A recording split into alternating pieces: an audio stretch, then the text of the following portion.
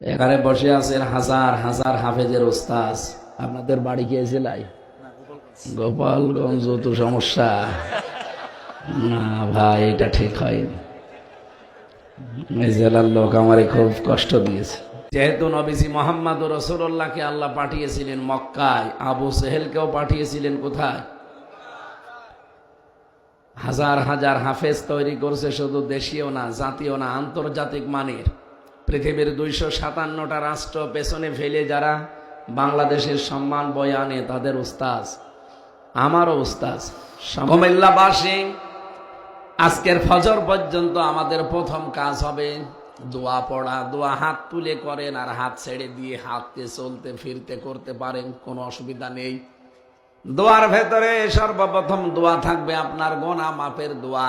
এজন্য পড়বেন আস্তাগফিরুল্লাহ ওয়া আতুবু ইলাই। এদিকে তাকান, আজকে এখন থেকে আরম্ভ করে দেন।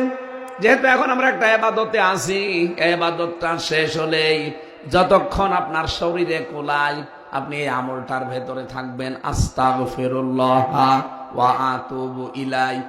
যদি পুরাটা পড়তে পারেন তো ভালো। আস্তাগফিরুল্লাহাল্লাযী লা ইলাহা ইল্লা হুয়াল হাইয়্যুল কাইয়্যুম ওয়া আতুবু ইলাইহি লা হাওলা ওয়ালা কুওয়াতা ইল্লা বিল্লাহিল আলিয়্যিল আযীম। পুরাটা এটা একেবারে কিছু না পারলে মুখে জারি রাখবেন রাতের বেলা আস্তাগফিরুল্লাহ। একটা ভালো আমল শিখিয়ে দিলাম। এইটা যেহেতু ইবাদত চলছে, এটা শেষ হয়ে যাওয়ার পরে বাড়ি যেয়ে যখন ঘুমাবেন রাত 11টা 12টায়, ঘুমানোর সময় বালিশে মাথা দিয়ে এটা পড়তে পড়তে যাবেন আস্তাগফিরুল্লাহ আস্তাগফিরুল্লাহ। যদি হঠাৎ করে ঘুমিয়েও যান, যখন উঠবেন এই 4-5 ঘন্টা একাধারে আপনি যেন আস্তাগফিরুল্লাহ পড়ছিলেন। বলেন সুবহানাল্লাহ। ফেরেশতারা জিজ্ঞাসা করে, রব্বুল আলামিন, তোমার বান্দা তো ঘুমিয়ে গেছে আস্তাগফিরুল্লাহ পড়তে পড়তে। আল্লাহ পাক বলেন, আমি ঘুম দিয়েছি এই জন্য ঘুমিয়েছে, ঘুম না দিলে ও সারা রাত পড়তে থাকতো। সুতরাং ওর আমল নামাটা লেখা বন্ধ করার দরকার নেই, চালিয়ে যাও। ও যখন উঠবে, উঠে যদি আবার পড়ে, তোমার লেখা বন্ধই হবে না, চলতেই থাকবে। এই জন্য আজকে রাতে আমাদের প্রথম আমল এটা নেওয়া দরকার। 2 নম্বরে নেক কাজ। এখন নেক কাজ কারে বলে? বাংলাদেশে আমরা অধিকাংশ মানুষ মনে করি নেক কাজ মানে নামাজ পড়া, রোজা রাখা আর দান সাদকা করা। না, এই পৃথিবীতে যত নেকির কাজ আছে আমার আল্লাহর কাছে সব চাইতে ভালো বড় নেকির কাজ যেটা বললাম এইটা তাওবা। আমি যেটা বলেছি এটা কিন্তু তওবা না, এটা ইস্তেগফার। এটা কি? আরো জোরে বলেন। কিন্তু তওবা জিনিসটা আলাদা। কোন মানুষ যদি তাওবা করতে পারে, ইল্লা মান তাবা ওয়া আমানা ওয়া আমিলা আমালান সলিহান, সূরা ফুরকানের 71 নম্বর আয়াতে আল্লাহ জানিয়েছেন, যদি সত্যিই কেউ তাওবা করতে পারে, ওই মানুষটার জীবনের অপরাধগুলো আমার আল্লাহ শুধু মাফ করে দেয় না, ফাউলাইকা ইউবাদদিলুল্লাহু সাইয়্যাতিহিম হাসানাত। দুইটাই বহুবচন।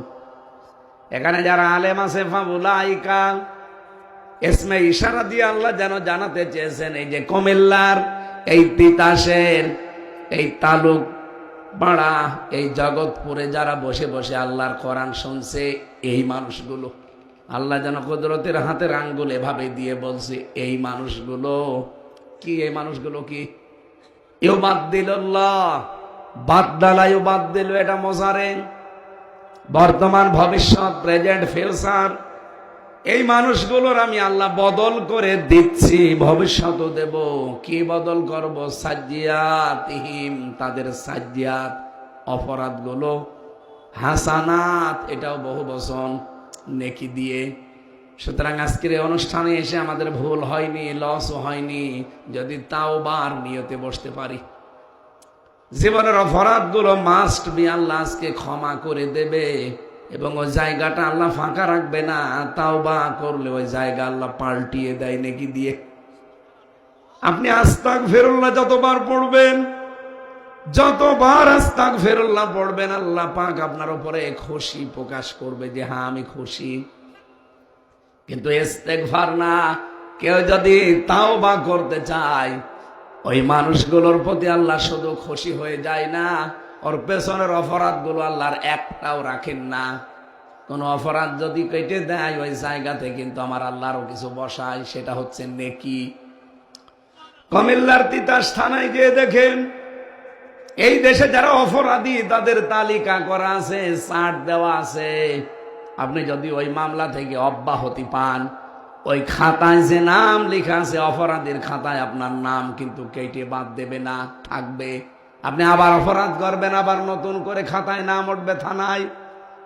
এলাকায় যারা অপরাধী তাদের দেখেন তালিকা করা আছে থানার ওই খাতায়, এবং মোস্ট ওয়ান্টেড যারা বড় বড় আসামি তাদের দেখবেন বড় বড় ছবি দিয়ে দেওয়ালের সাথে টাঙানো আছে। কে কথা বোঝেন?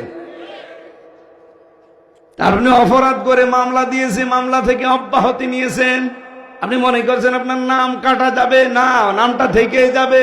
আপনি আবার অপরাধ করবেন, আবার আর একটা খাতায় নাম উঠবে। আল্লাহ বলেন কোন মানুষ যদি অপরাধ করে জীবনে তওবা করতে পারে, ওর পেছনের অপরাধগুলো শুধু আমি আল্লাহ কেটে দেব না, ওই জায়গাটা পুরা নেকি দিয়ে পাল্টিয়ে দেব। এই জন্য আমাদের আজকের রাত প্রথম কাজ হচ্ছে তাওবা ইস্তেগফার। দুইটা এখন করা লাগবে। এক নম্বরে যেহেতু আমরা ইস্তেগফার মুখে সবসময় রাখছি, তাওবাটা এবার কি? অপরাধ আমাদের জীবনে কম বেশি নেই তা না, আছে। নবীজি বলেন, হযরতে ইকরামা থেকে বর্ণিত, বিশ্ব নবী জানিয়েছেন আজকের এই রাতে বনি কিলাব গোত্রের যত বকরি আছে, ছাগল আছে, এদের শরীরে যে পশম আছে, এই পশম পরিমাণ গোনা নিয়েও যদি কেউ আল্লাহর কাছে হাত তোলে আল্লাহ তারে মাফ করে দেবে। কিন্তু দুইটা অপরাধ যাদের ভেতরে আছে, এই দুই অপরাধে অপরাধী মানুষকে আল্লাহ আজকেও মাফ করবে না। দেখেন তো আপনার ভেতরে আছে কিনা, শুনতেছেন? এক নম্বরে নবীজি বলেন যারা মুশরিক, যারা শিরিক করে তাদেরকে আল্লাহ আজকে এই সবে বরাতেও মাফ করবে না, সবে কদরও মাফ করবে না। দুই নম্বরে যারা বিদ্বেষ পোষণকারী, যারা হিংসুক, এ দুইটা গুণ বাংলাদেশের সবচাইতে বেশি। মুশরিকের বর্ণনা আমি করছি, শিরিক যারা করে তারা মুশরিক। শিরিক কারে বলে? তাফসীরের ভাষায় আমি শিরিক পেয়েছি প্রধানত 4 প্রকার: শিরিক বিজাত, শিরিক বিসিফাত, শিরিক বিল ইখতিয়ারা, শিরিক বিল হুকুক। এটা আবার ভাগ ভাগ শ্রেণী বিন্যাস করে মুফাসসিরুন ইকরাম 120 প্রকার বানিয়েছেন। শিরিক এত বড় অপরাধ, আমার আল্লাহ এত রাগ করেন। আজকের এই ময়দান থেকে বাড়িতে এসে যদি দেখেন আপনার স্ত্রীর কাছে পাশের বাড়ির একজন শুয়ে আছে, ভালো লাগবে আপনার? আপনি যেভাবে তার পিটিয়ে মেরে ফেলবেন। আল্লাহ পাক বলেন শিরিক যদি কোনো বান্দা আমার সাথে করে, তার উপরে আমার এরকম রাগ হয়ে যায়, আমার মনে হয় ওরে আমি আছাড় দেই। হুনাফা লিল্লাহি মুশরিকিনা, এই আয়াতের তাফসীর পড়তে গিয়ে দেখেছি যারা শিরিক করে তাদেরকে যেন পাখি ছো মেরে নিয়ে যায়, ওই আকাশ থেকে আবার ওখান থেকে নিক্ষেপ করে ফেলে দেয়, মহাশূন্যের ভেতরে যেন ঘুরতে থাকে। ও বাংলার মুসলমানের রেকর্ড হচ্ছে, এই জন্য জোর দিয়ে বলছি, শিরিক যদি করে থাকেন আজকের যত গুরুত্বপূর্ণ রাত হোক সবাই মাপ পেয়ে যাচ্ছে, আপনি কিন্তু মাপ পাবেন না। সুতরাং শিরিক আছে কিনা এটা আমাদের এখনই জানা দরকার। যেহেতু বরকতের রাত শুরু হয়ে গেছে, আমার এখনই ভাগ্য রজনী আল্লাহ লিখা আরম্ভ করে দেবে। কিন্তু মুশরিক হলে তো আমার ভাগ্য আল্লাহ লিখবে না, আমার ভাগ্যে যা আছে ওইটার উপরে আল্লাহ ছেড়ে দেবে। এই হাদিসের দ্বিতীয় ব্যাখ্যায় পেয়েছি যারা হিংসুক, বিদ্বেষ পোষণ করে, নবীজি বলেন আল্লাহ তাদেরকে ওই অবস্থার উপরেই ছেড়ে যাবে। তারপর আপনি মুশরিক থাকবেন, আপনি বিদ্বেষ পোষণকারী, হিংসা পোষণকারী হবেন, আপনার কপালে আর কোনো পরিবর্তন নেই। এই জন্য এক্ষুনি সিদ্ধান্ত পাল্টান, এক্ষুনি সিদ্ধান্ত পাল্টান যেন আমার আল্লাহ এমন কিছু সিদ্ধান্ত আমার ব্যাপারে নিতে পারে। তাহলে প্রথমটা কি বললাম? আরো জোরে বলেন। শিরিক আমাদের ভেতরে যদি থাকে আমরা কিন্তু তাহলে মুশরিক। কারণ শিরিক যে করবে তাকে বলা হয় মুশরিক, আর মুশরিকদের জন্য আল্লাহর জান্নাত হারাম। এই কথা বলছেন এখন। ইন্নাহু মান ইউশরিক বিল্লাহি ফাকাদ হারামাল্লাহু আলাইহিল জান্নাহ ওয়া মাওয়াহুন নার ওয়া মা লিয-যালিমিনা মিন আনসার। সূরা মায়েদা 6 নম্বর পারা 19 নম্বর পৃষ্ঠায় আছে, কোন মানুষ যদি এই পৃথিবীতে শিরিক করে ওই লোকটার জন্য আল্লাহ জাহান্নাম স্থায়ী ঠিকানা বানিয়ে দেয়, আবাসস্থল, আর জান্নাত তার জন্য হারাম করে দেয়। তার জন্য কোনো সাহায্যকারী আল্লাহ রাখে না। ও বাংলার মুসলমানেরা, এবার দেখি আমরা শিরিক করি কিনা। এদিকে তাকান। 1 নম্বরে শিরিকের যে সামারাইজ করা অর্থ পেয়েছি, এক কথায় জবাব। এক কথায় 120 প্রকার বলতে গেলে আপনি টিকবেন এখানে, কখন বাড়ি চলে যাবেন। আর 120 প্রকার এখন কমপক্ষে 1 মিনিট করে হলো 120 ঘন্টা 120 মিনিট লাগবে। এত কথা আছে শিন র আর কাপের ভেতরে। আমি এক কথায় সব মিলে জবাব দিচ্ছি। এই এদিকে তাকান। শিরিকের এক কথায় জবাব হচ্ছে আল্লাহ যেটা পারে ওইটা অন্য কেউ পারে, এই বিশ্বাস করার নাম শিরিক। এবার বলেন তো, বাংলাদেশে আছে না নেই? সন্তান দিতে পারে কে? এটা অন্য কেউ পারে, এ বিশ্বাস অনেকের নেই। কত মানুষ দেখে বিভিন্ন দরবারে যায়, পীরের কাছে যায়, মাজারে যায়, এমনকি আমার কাছেও আসে, বলো হুজুর আপেল পড়িয়ে দিন। আপেল পড়ে কি করব? সেদিন বগুড়াতে একজন এসেছিল, এসে বলছে যে আপেল আরে তেল পড়িয়ে দিন। আমি কি দিয়ে পড়বো? কোরআনে কারিমের সূরা ফাতিহা ছাড়া আর কি আছে? কি কথা বলেন না কেন? আমি সূরা ফাতিহা পড়া আরম্ভ করলাম, কিছুক্ষণ পরে বলছো হুজুর এমন ভাবে আপেল পড়বেন যেন ছেলে হয়। মনে হচ্ছে আমি ছেলে নিয়ে বসে আছি, আমি শুধু ফো দিয়ে দেব, হয়ে যাবে। কি বিশ্বাস নিয়ে আসে বাংলাদেশের মানুষ দেখলে। আমি বললাম আপেল পড়া নিয়ে যান, আমি আপেল পড়তে পারবো না। আপেল পড়ে যদি ছেলে হইতো তা আমার 3টে মেয়ে হইতো না। পরপর আমার আল্লাহ 3 মেয়ে দিয়েছে, কত আপেল পড়ে খাওয়াতাম ম্যাডাম রে। এখনো কত ভণ্ড পীরের ওপরে মানুষের এই বিশ্বাস আছে যে না, বাবা যদি একটা কিছু করে, অথচ সন্তানের মালিক কে? লিল্লাহি মুলকুস সামাওয়াতি ওয়াল আরদ ইয়াখলুকু মা ইয়াশা ইয়াহাবু লিমান ইয়াশাউ ইনাসা ওয়া ইয়াহাবু লিমান ইয়াশাউ যুকুর। সূরা সূরার 49-50 নাম্বার আয়াতে আছে, রব্বুল আলামিন জানিয়েছেন আসমান জমিনের রাজত্বের একচ্ছত্র মালিকানা আমি আল্লাহর।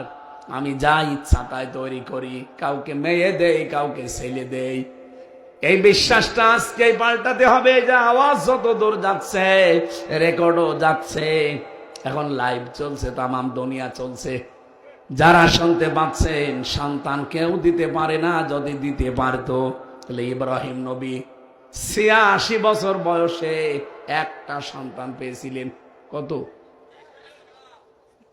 অনেকে 2 বছর 5 বছরে হাল ছেড়ে দেয়, অথচ 86 বছর পর্যন্ত তিনি দোয়া করেছিলেন, রব্বি হাবলি মিনাস সালিহিন, হে আল্লাহ আমাকে নেককার সন্তান দাও।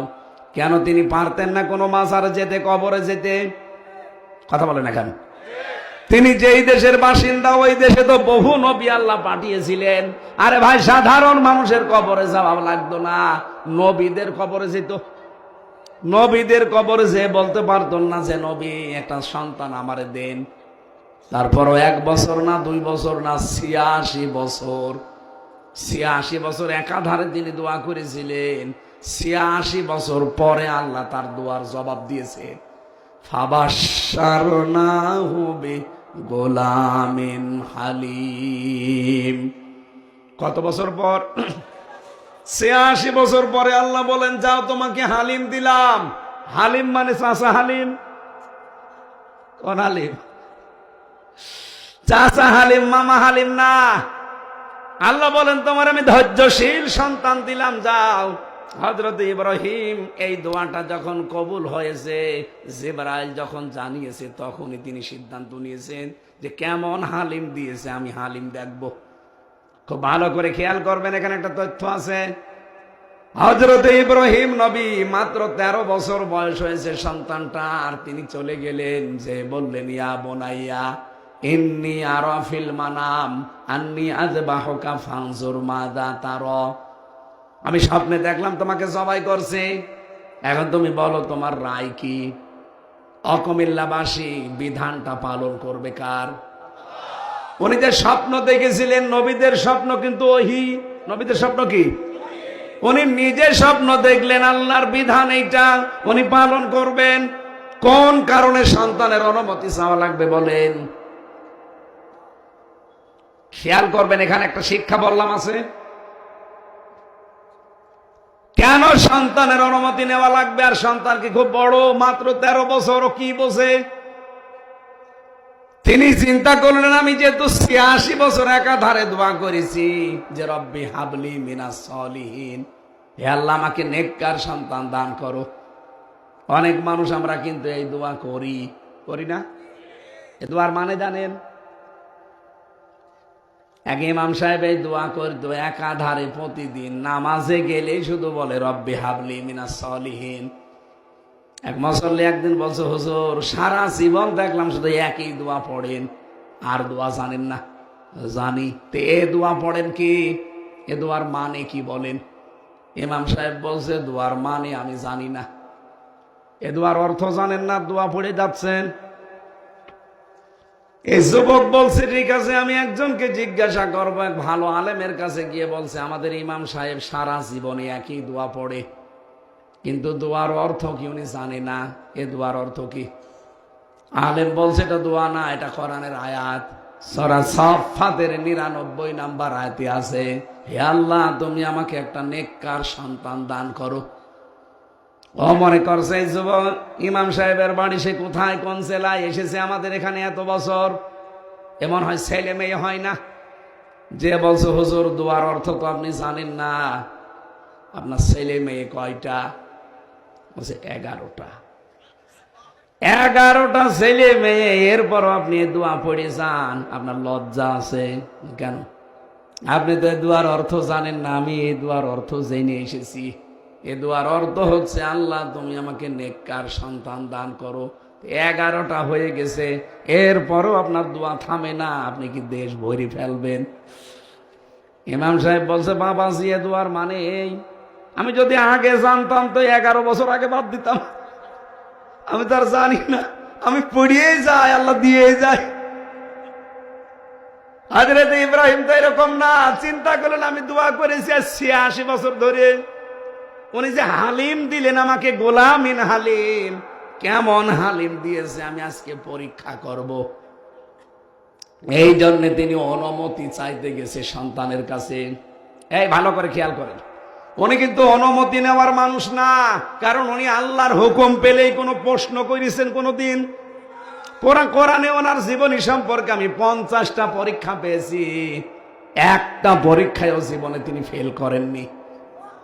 এই জন্য আল্লাহ তাকে খুশি হয়ে বলেছিলেন ক্বালা ইন্নী জাইলুকা লিন্নাসি ইমামা, তোমাকে আমি মানব জাতির ইমাম বানিয়ে দিলাম, নেতা বানিয়ে দিলাম। পরীক্ষা করতে করতে যখন খাঁটি হয়ে গেছে, তখন আল্লাহ এই আয়াতটা তারে দিয়েছেন যে তোমাকে আমি মানব জাতির ইমাম বানিয়ে দিলাম, নেতা। সেই লোকটা আজকে জিজ্ঞাসা করছে যে সন্তান আমি তোমাকে দেখলাম জবাই করছি, তোমার রায় বলো, কেন আল্লাহর বিধান পালন হবে এখানে ছেলের কাছে জিজ্ঞাসা করা লাগবে কেন? যতগুলো তাফসীর আমি মিলিয়েছি আয়াতের সাথে, মুফাসসিরিন ইকরাম একটা তথ্য বের করেছেন, আর এইটা বলার জন্য আমি বাংলাদেশটা সামনে নিয়েছি। ভালো করে মিলাবেন কিন্তু ভাই, খালি শুনতে আসা না, এখান থেকে কিছু নিয়ে যাওয়া লাগবে। শুনতেছেন কারা কারা দেখি হাত তোলেন তো। আমি এবার প্রশ্ন করব, হাত তোলা না, হাত নামা। প্রশ্ন করব, এরপরে যদিও জবাব দিতে না পারেন আপনার হাত তোলা দাঁড়ান।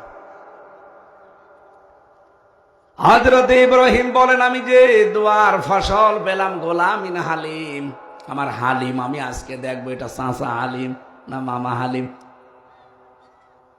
সঙ্গে সঙ্গে হযরত ইসমাইল বললেন, ইয়া আবাতি ফাআল মা তুমার সাতাজিদুনি ইনশাআল্লাহু মিনাস সাবিরিন। হে বাবা, আপনি যা আদিষ্ট হয়েছেন আপনার আদেশ পালন করেন। আপনাকে আমি গ্যারান্টি দিতে পারি আপনি আমাকে ধৈর্যশীলদের মধ্যে পাবেন। শব্দের দিকে খেয়াল করেন তো, তিনি সবের বলতে পারতেন যে আমার মতো ধৈর্যশীল আর কেউ নেই, কারণ ৮৬ বছর বয়সে আমি আমার বাবার সন্তান হিসাবে এসেছি। এরপরে জন্মের পরে আমার মরুভূমিতে রেখে গেছে বাবা, ১৩ বছর পরে আজকে এসেছে জবাই দেওয়ার জন্য। আমাদের মতো ছেলে মেয়ে হলে বলতাম তোকে বাবা নাকি আজরাইল। ১৩ বছর কোনো খোঁজ নেই, খবর নেই। আমারে আর আমার মাকে রেখে গেলেন মরুভূমির ভেতরে, ওই এক টোপলা খাবার দেয়ার এক ঢোক পানি দিয়ে কয়দিন চলে ওইটাই। আর ১৩ বছর পরে আজকে এসেছেন সন্তানের দাবি নিয়ে জবাই করবেন। কিসের বাবা আপনি? আপনি দৌড় দিতেন। অথচ ইসমাইল বলেছে রব্বুল আলামিন সাতাজিদুনি, সিন শব্দটা ব্যবহার করা হয় আরবি গ্রামার অনুযায়ী সিন, সাউফা, কদ, লাম, ১৩টা অক্ষর আছে। কোন সেন্টেন্সের আগে যদি একটা আসে অর্থ হয় অতি তাড়াতাড়ি। উনি জানালেন অতি তাড়াতাড়ি আপনাকে আমার আল্লাহ দেখাবে, হে আমার বাবা, হে আমার পিতা, ইনশাআল্লাহ, যদি আল্লাহ চাই। মিনাস সাবির বলেননি সাবিরিন। আমার মতো ধৈর্যশীল আরো আছে দুনিয়ায়, আমি একা না। কারণ আমি একা ধৈর্যশীল এটা বললে অহংকার চলে আসতে পারে। কথা বলেন না কেন? অতটুকু কি হালিম আল্লাহ দিলেন দেখেন। ১৩ বছর বয়সে নিজেকে অহংকার মুক্ত করার জন্য সাবিরিন দিলেন। আর আমাদের কিছু পেলে অহংকারের ঠেলায় পানিতে মা পড়ে না। এই যে ১৫ বছর যারা চালিয়েছে অহংকার ছিল না? কথা বলুন, একটা জায়গা দেখাতে পারবেন যে অহংকার মুক্ত ছিল? কি হনুমান হয়ে গেছে। আমি তো বহু জায়গায় ওদের সাথে মিশে দেখেছি, ওদের যে আচরণ, মানুষের আচরণ পাল্টিয়ে গিয়েছিল। যে চেয়ারে পেয়েছে ওই চেয়ারে মনে করছে এইটাই আমার আসল। অথচ চেয়ারের পায়া কন্ট্রোল করে কে? আরো জোরে বলেন। পৃথিবীর কোন চেয়ার কারোর জন্য স্থায়ী না। ডক্টর মোহাম্মদ ইউনূসের চেয়ারও স্থায়ী না, ডোনাল্ড ট্রাম্পের চেয়ারও স্থায়ী না। কথা বলে না কেন? একটা চেয়ার শুধু স্থায়ী, হাসিনার চেয়ার। ও তো উল্টিয়ে গেছে। একটা চেয়ার স্থায়ী, যেটা হচ্ছে আমার আল্লাহর আরশের যে চেয়ার আছে। অসিয়াত কুরসিয়্যুহুস সামাওয়াতি ওয়াল আরদ। আল্লাহর যে আরশ আছে, কুরসি আছে, চেয়ার আছে, ওই চেয়ারটা যা আছে কিয়ামত পর্যন্ত ওইভাবে থাকবে। এই জন্য আল্লাহ জানাতে চেয়েছেন পৃথিবীর কোন চেয়ার যেহেতু স্থায়ী না, চেয়ারে বসলে লাভ দেওয়া যাবে না। কথা বলে না কেন? চেয়ার মানে যে চেয়ার, পৃথিবীর কোন চেয়ারই কারোর জন্য স্থায়ী না। এই জন্য চেয়ারে বসলে চেয়ার একটা কথা স্মরণ করিয়ে দেয় যে হামজা বেশিক্ষণ না, খুব বেশি হলেও ঘন্টা খানিক। আমার আগে যিনি বসেছিলেন মাওলানা হোসাইন, তাকে বলেছিল আধা ঘন্টা। এর আগে যিনি বসেছিলেন মাওলানা মোশতাক আহমেদ না মোশতাক ফয়েজি, ওনারে মনে হয় বলেছিল যে ১.৫ ঘন্টা। যেই বসেছে সেই জোহরের পর থেকে একটা কেউ চেয়ার স্থায়ী ভাবে বসতে দেয়নি। আমারেও রাখবে না, কিছুক্ষণ পরে বলবেন আমিন। কারণ দুনিয়ার স্বভাব এইটা, একটা চেয়ারে কোনো নামানামি নেই, তার চেয়ার। আরো জোরে বলেন। এই জন্য আমরা যারা চেয়ারে বসবো আমরা যেন আরো নরম হয়ে যাই। এতটুকু সন্তান যদি নিজেকে অহংকার মুক্ত করার জন্য সবের না বলে সাবিরিন বলে, তা আমরা কোথায় আছি? হযরত ইব্রাহিম আল্লাহর বিধান এবার পালন করবেন, ইসমাইল আল্লাহর বিধান পালন করতে সাহায্য করবেন। দুইজনে রাজি হয়ে গেছে।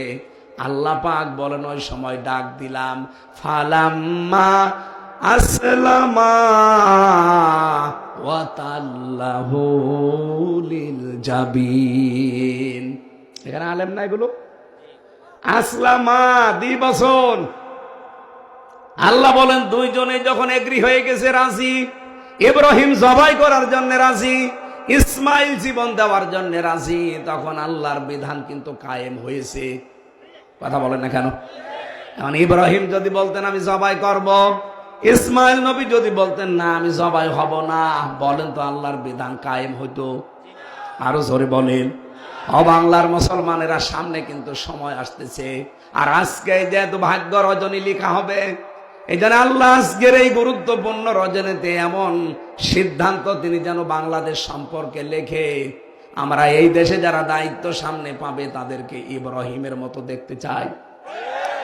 18 কোটি জনগণ আমরা ইসমাইলের ভূমিকায় যেতে চাই। আল্লাহর বিধান সামনে যখন যেটা আসবে, এর ভেতরে যেহেতু 500টা সিদ্ধান্ত আছে। কয়টা? এই কোরআনে আল্লাহর 500 সিদ্ধান্তের কথা আছে। এগুলো আজকে আমাদের জীবন সম্পর্কে আল্লাহ ইবাদত বন্দেগী দেখে হয়তো লিখবে। তাদের দায়িত্বে যারা আসবে সামনে 1628 জন মানুষ আসবে। কত? 350 এমপি, 64 জেলার 64টা ডিসি, এরপর 64 জেলার এসপি, এএসপি, টিওনো, ওসি, সচিব আছে। সব মিলে আপনি হিসাব করে দেখবেন 1628 জন হয়। এই 1628 জন মানুষকে এমন সিদ্ধান্ত আজকে আমার আল্লাহ যেন নিয়ে নেয়, তারা যেন ইব্রাহিমের ভূমিকা পালন করতে পারে। আমরা 18 কোটি জনগণ সামনে আমরা ইসমাইলের মতো আমাদের জীবন পর্যন্ত দেওয়ার সিদ্ধান্ত নিয়ে নেব। কারণ আমার জীবন কি হবে যদি আল্লাহর বিধান কায়েম না হয়? কথা বলেন না কেন? সত্যিই যদি আমরা এই দুই অভিভাবক আর সন্তানের মতো আচরণ সামনে আল্লাহকে দেখাতে পারি, আল্লাহর কসম আজকে রাতের পরে এই সিদ্ধান্ত বাংলাদেশ সম্পর্কে পাল্টিয়ে যাবে। ডোনাল্ড ট্রাম্প, নরেন্দ্র মোদী এবং আরো যারা পৃথিবীর নিকৃষ্ট মানুষের তালিকায় যাদের নাম পেলাম, এরা যত ষড়যন্ত্র করুক, আল্লাহর কসম সব নস্যাৎ হয়ে যাবে। কারণ ফিহা ইফরাকু কুল্লু আমরিন হাকিম, আজকে গুরুত্বপূর্ণ সিদ্ধান্ত নেওয়া হচ্ছে। আমরা এখন থেকে সিদ্ধান্ত নিতে পারি না যে আমি আল্লাহর বিধান পালনের জন্য ইসমাইল নবীর মতো সচেষ্ট থাকব। কথা বলেন না কেন? রব্বুল আলামিন বলেন ঠিক আমি তখন তাদেরকে ডাক দিয়েছি, ওয়ানাদাইনাহু আইয়া ইব্রাহিম قد صدقت الرؤيا إنا كذلك نجزي المحسنين। আমি ডাক দিয়ে বললাম ইব্রাহিম আর জবাই দেওয়া লাগবে না সন্তানকে, ওই যে জিবরাইলকে দিয়ে দম্বা পাঠিয়েছি ওইটা জবাই করে দাও, তোমার আদেশ পালন হয়ে গেছে। আমি আল্লাহ চাইনি যে সন্তানটা জবাই হোক, আমি চেয়েছি তোমার ইচ্ছাটা। আমাদের সামনে আমাদের ইচ্ছা দেওয়ার সময় আসতেছে না? যদি এই দেশে নির্বাচন আসে আমাদের ইচ্ছাটা বিক্রি করা লাগবে, এই রায় দেওয়া মানে আমার ইচ্ছাটা দিয়ে দিলাম। সুতরাং ইচ্ছা, এই সিদ্ধান্ত কোন সময় যেন আপনার ভুল না হয়। অনেক কিন্তু বসে আছে জালেমরা ওত পেতে, মুনাফিকরা ওত পেতে। কারো কাছে কোন সিদ্ধান্ত বিক্রি করা যাবে না। আমার রায়, আমার সিদ্ধান্ত বিক্রি হবে আমার আল্লাহর আদেশে।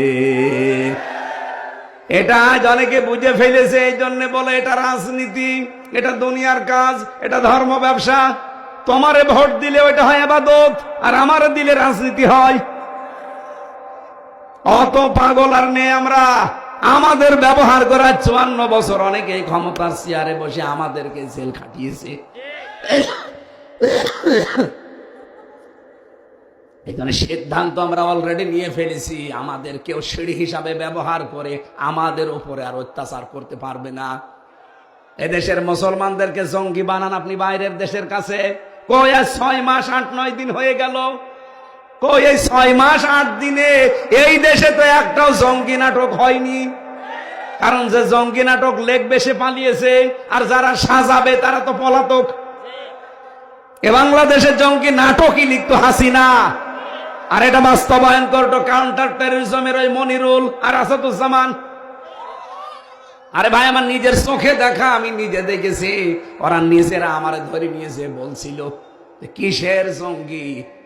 জঙ্গি এই দেশে পাবো কোথায়? জঙ্গি আছে সিরিয়ায়, জঙ্গি আছে আমার পাকিস্তানে। বাংলাদেশে জঙ্গিগিরি করবে কোথায়? জায়গা কই? তাদের তো পালিয়ে থাকা লাগবে, সে জায়গা কই? যে 3টা জেলা আছে, রাঙ্গামাটি, খাগড়াছড়ি, পার্বতীপুর, বান্দরবন, ওখানে লুকিয়ে থাকবেন। ওখানে যে ষড়যন্ত্র এখন হচ্ছে, লুকিয়ে থাকবেন কি করে? ওর ভেতরে ভেতরে এখন চালিয়ে দিয়েছে আর এক ঝামেলা। আন্তর্জাতিক যে সমস্যাগুলো এখন চলছে, সামনে যদি আমরা এক হতে পারি, মোকাবেলা করা সম্ভব। সত্যি মোকাবেলা করা সম্ভব, শুধু ঐক্যবদ্ধ থাকা লাগবে। আরে ভাই, ছোটখাটো বিষয় ভুলে যান। জালেমরা যদি আবার আসে, জয়নুল আবদিন ফারুককে যেভাবে কুকুরের মতো পিটিয়েছিল, আবার পিটানি খাবে। মির্জা আব্বাসের বাড়িতে তছনছ করে ফেলেছিল এই কুমিল্লার সন্তান, উনি পিটিয়ে শেষ করে ফেলবে আবার। বাস্তবতা কিছু বোঝেন আপনি? এই জানে কোনো উস্কানিতে কারো পা দেওয়া যাবে না, কারো ষড়যন্ত্রের ফাঁদে যাওয়া যাবে না। যত ষড়যন্ত্র করবে, আজকে আমরা এমন দোয়া করব, আল্লাহ যেন আজকে সিদ্ধান্ত নিয়ে ওদের ষড়যন্ত্রের জাল ছিন্ন ভিন্ন করে ফেলে। সব এক হয়ে সামনে আমাদের এই রায়, এই সিদ্ধান্ত এমন জায়গায় দেব যেন চর্মচোখে কোরআন সংসদে গেছে দেখতে পারি। আমরা যদি দায়িত্বশীল আর জনগণগুলো এক হয়ে যায়, ইব্রাহিম আর ইসমাইলের ভূমিকায়, আল্লাহর কসম, আল্লাহর সিদ্ধান্ত আল্লাহ আজকে দেখাবে। যেহেতু সবে বরাত, আজকে সিদ্ধান্ত নেওয়ার রাত। আজকে সিদ্ধান্ত নেওয়ার রাত না, আল্লাহ সিদ্ধান্ত নেবেই।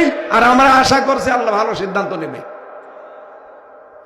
সন্তান দিতে পারে একচ্ছত্র মালিকানা কার বললাম? অন্য যাকে বিশ্বাস করেন আপনি শিরিক করছেন। আলা আলাহুল খলকু ওয়াল আমরু, এ জমিন বানিয়েছে যিনি, আইন চলবে তার। বলেন বলেন। আর আমরা সবাই বিশ্বাস করি আসমান জমিনের মালিককে।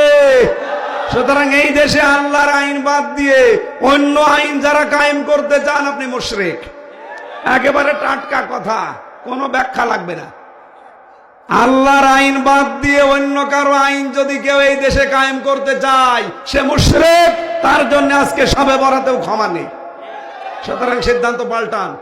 যারা মানুষের তৈরি করা আইন কায়েমের জন্য চেষ্টা করেন, দল করেন, ভোট করেন, টাকা খরচ করেন, সবে কদর কিসের, সবে বরাত কিসের, আরো ধরে কান্নাকাটি করলাম আপনি আপনার, কারণ আপনি মুশরিক। আল্লাহ যেটা পারে ওইটা অন্য কেউ। বলেন বলেন। আল্লাহর আইন এখানে চলবে, অন্য আইন নিয়ে আসতে চান কোন কারণে? আর এইটার কথা বলতে গেলে আপনার কাছে আমরা রাজনীতি করি না। আল্লাহর কসম, আমি কোরআন মাথায় নিয়ে বলতে পারি, আমি আপনাকে বাঁচাতে চাই। আমি দেখতে পাচ্ছি কোরআনের চোখ লাগিয়ে যে আপনি মুশরিক। আল্লাহর আইনের বাইরে আপনি মানুষের তৈরি করা আইন কায়েম করতে চান। এইটারা যে রাজনীতি মনে করে চলে যান, যেদিন বাঁশ দেবে আল্লাহ ওদিন টের পাবে। দ্বিতীয় নম্বরে, আল্লাহ ক্ষমা করবে না তাদের যারা হিংসুক। কি বললাম? এদেশে নেই, আছে মানে আমরাই। আমার হোক, অন্য কারো যেন না হয়, এরকম মানুষ দেশে নেই। আমার 2 তলা না 10 তলা হোক, আর ওর যেন 20 ঘরও না থাকে। এই 15.5 বছরে এটা আরো বেশি হয়েছে। কোরআনে কারিমে 2 বার পেয়েছি আয়াতটা, সূরা মায়েদায়, ওয়ালা ইয়াজরিমান্নাকুম শানানু কওমিন। রব্বুল আলামিন বলেন, হিংসার বশবর্তী হয়ে, আবার শোনেন, হিংসার বশবর্তী হয়ে কোন ব্যক্তি, কোন দল, কোন গোষ্ঠী, কোন জাতির উপরে এমন অত্যাচার করবা না যে তোমার উপরে যা করেছিল ওইটা ছাড়িয়ে যায়।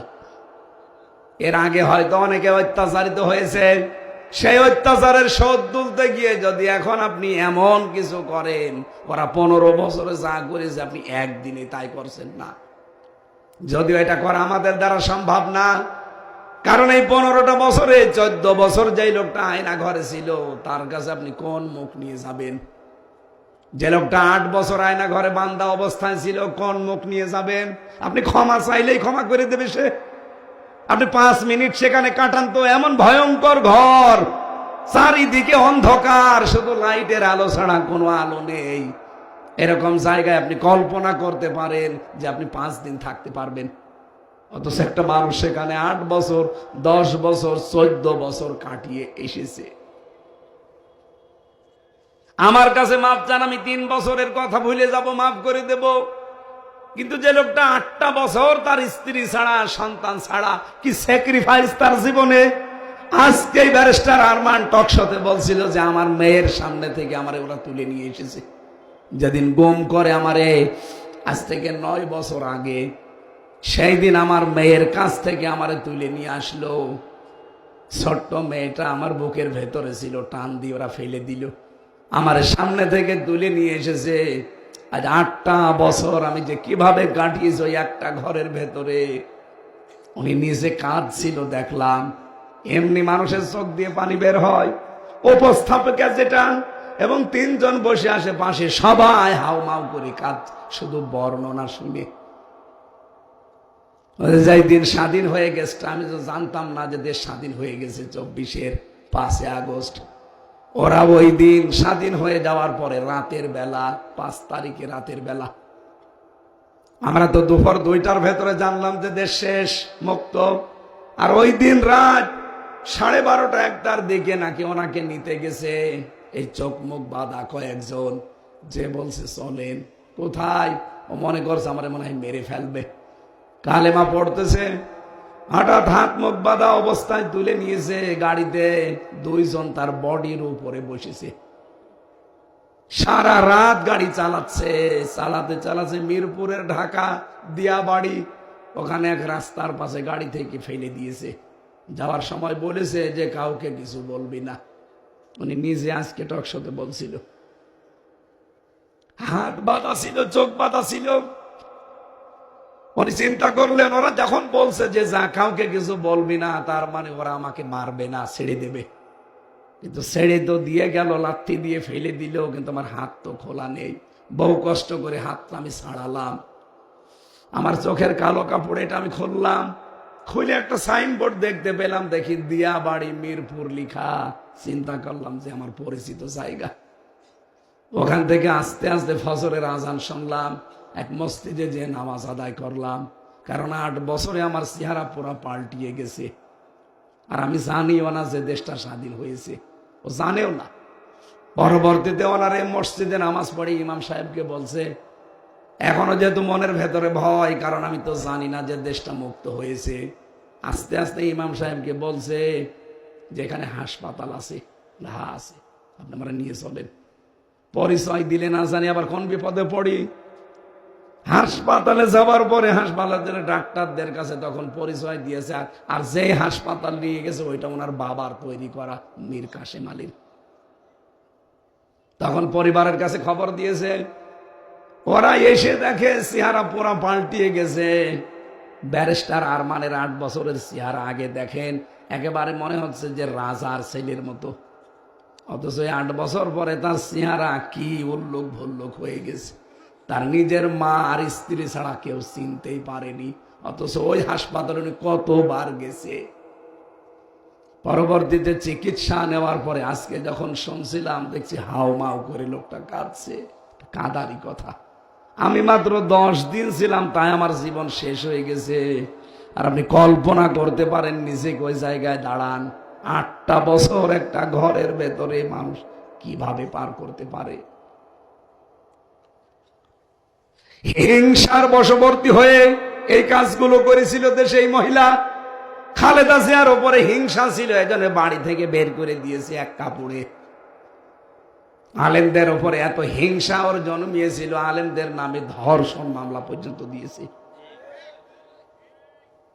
আমার নামে ধর্ষণ মামলা দিতে পারেনি, আমারে দিয়েছে আনসারুল্লাহ বাংলা টিমের প্রধান। কি সে ও সাটা জানি না।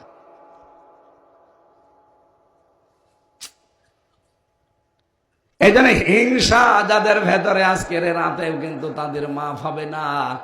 এই 2টা গুণ যাদের আছে তাদের ছাড়া। বলিয়া ইবাদিয়াল্লাযীনা আসরাফু আলা আনফুসিহিম, আল্লাহ বলেন আমি আমার বান্দাদেরকে ডাক দিয়েছি, নফসের উপরে যারা জুলুম করে নিজের জীবনটাকে নষ্ট করে ফেলেছে, লা তাকনাতু মির রাহমাতিল্লাহ, আমার রহমত থেকে নৈরাশ হয়ে যেও না। ইন্নাল্লাহা ইয়াগফিরুয যুনুবা জামিয়া, অবশ্যই আমি আল্লাহ তোমাদের সব অপরাধ ক্ষমা করে দেব। ইন্নাহু হুয়াল গফুরুর রহিম, আমি আল্লাহ গফুর এবং রহিম।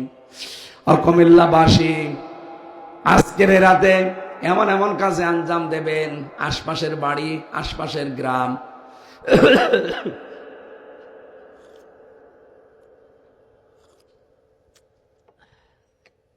যার যতটুকু সামর্থ্য আছে, অর্থনৈতিক ভাবে যদি কাউকে হেল্প করার সময় থাকে, যান তার বাড়িতে, যে আপনি অভাবে আছেন, এই 2000 টাকা রাখেন, এই 500 টাকা বাজার করেন।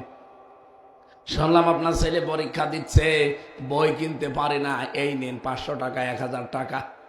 এইগুলোর নামে ইবাদত। শুধু নামাজ পড়া, শুধু রোজা রাখা, শুধু বসে বসে জিকির করা, এইটার নামাজকে রাজ না। কথা বুঝতেছেন? আমরা মনে করছি শুধু নামাজ পড়বো 2 রাকাত 2 রাকাত করে, 120 রাকাত, 500 রাকাত। সকালবেলা চাঁদ দোকানে বসে বলবো, জানো আমার কিন্তু 500 রাকাত। তোর 500 রাকাত নামাজ নিয়ে আল্লাহ কি করবে? তুই নামাজ 2 রাকাত পড়, আর নামাজের যে শিক্ষাটা, ওইটা আজকে রাতে বাস্তবায়ন কর। নামাজের শিক্ষা ছিল কি? ওয়াইলুল লিল মুতাফফিফিন আল্লাযীনা ইযা ক্তালু আলান নাসি ইস্তাওফুন। ধ্বংস হয়ে যাক ওই মানুষগুলো যারা ওজনে কম বেশি করে। সুতরাং এরকম দোকানদারি করা যাবে না, এরকম কাজ কারবারে থাকা যাবে না যে নেওয়ার সময় আমরা বেশি নেব, দেওয়ার সময় কম দেব না। এই সতর্ক বার্তা কোরআনে আছে না নেই? আল্লাহ বলেন, ইন্না কুন্না মুনজিরিন, আমি কিন্তু নিজেই সতর্ককারী। সুতরাং আজকে আমি যা বলছি এটা আমার মুখের কথা না, আমি একটা অ্যাডভাইজার, আমি অ্যাডভার্টাইজ করছি। আসল আমার আল্লাহ নিজে সতর্কবাণী পাঠিয়েছেন।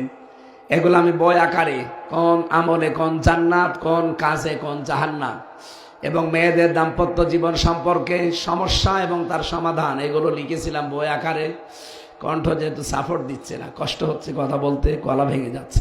ওই গাড়িতে আছে বইগুলো, আপনারা যে আজকে রাতে পড়লে পড়বেন। বিভিন্ন কাজের হুকুম দেওয়া আছে, ওই কাজগুলো করবেন। মেয়েদের জন্য নিয়ে যেন কাজে লাগবে। আল্লাহুম্মা আমিন।